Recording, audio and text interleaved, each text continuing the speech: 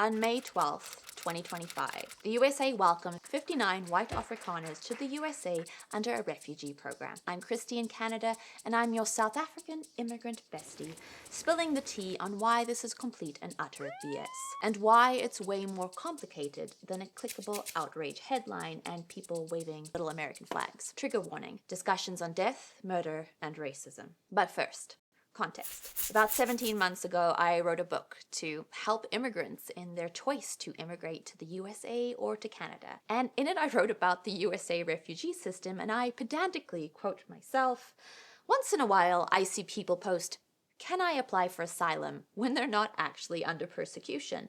The answer is no, you can't. Feeling persecuted is different than actually being persecuted." Afrikaner refugees actually setting foot on US soil was not in my 2025 bingo card. Also, don't buy the book, I need to revise it. But, Christy, why can't an Afrikaner be a refugee? And that starts with a little history lesson. In case you skipped grade 12, South Africa is based in Africa, which has a lot of Black African people and many different tribes as well as indigenous people. But white people also like spice. So in 1652, this super Dutch dude, Jan van Riebeeck, decided that he was going to set up a little refreshment station in what is now Cape Town. You know, do a little trading.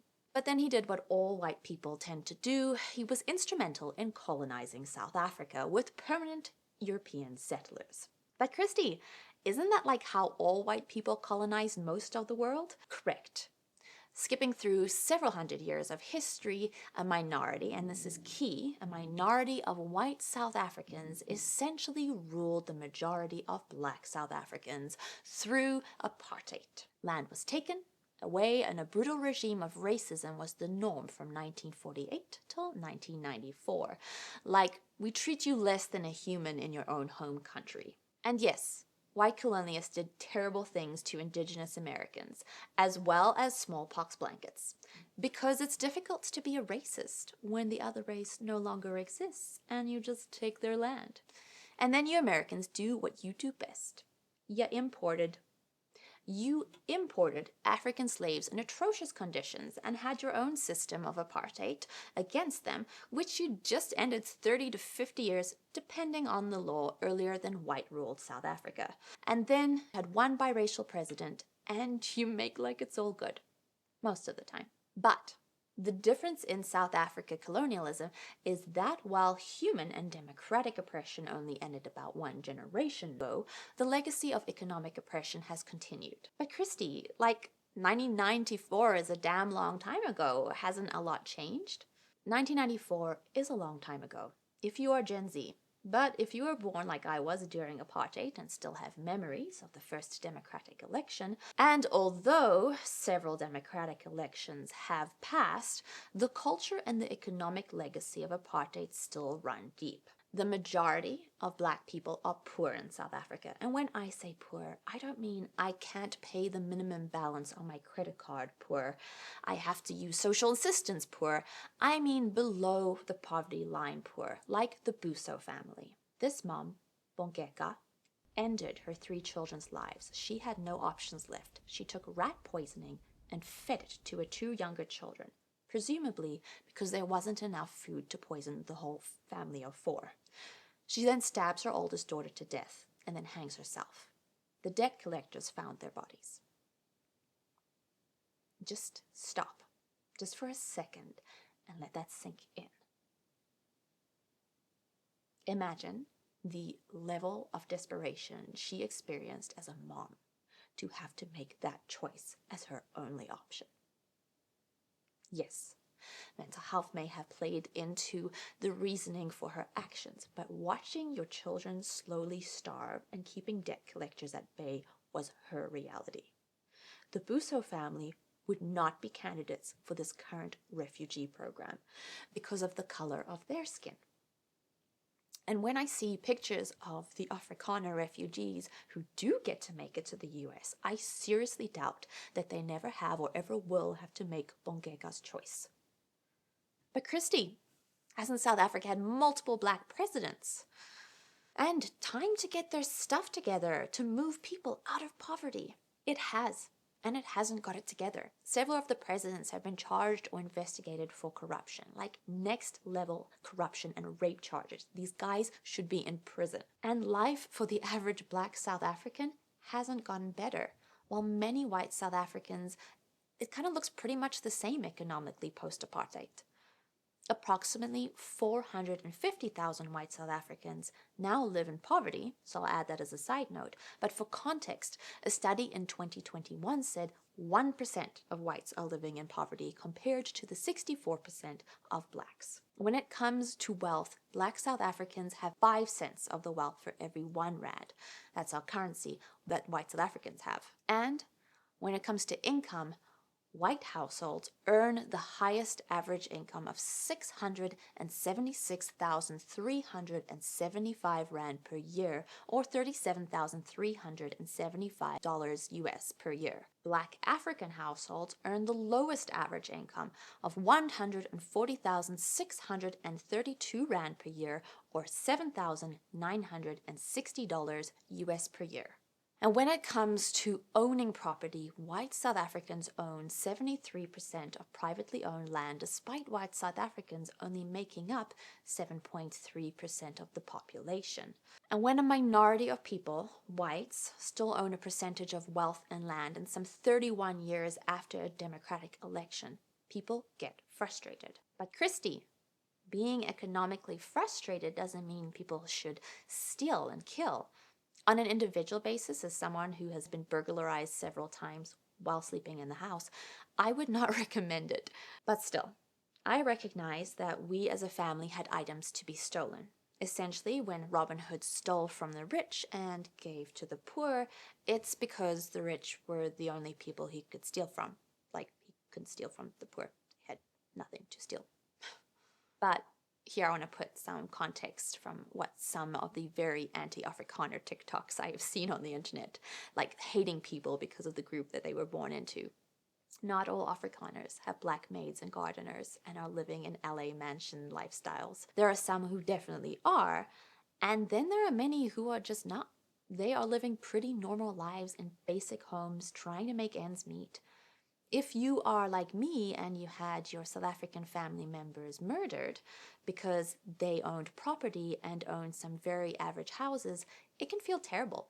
It can feel like you were targeted because you have something, and honestly, it feels terrible.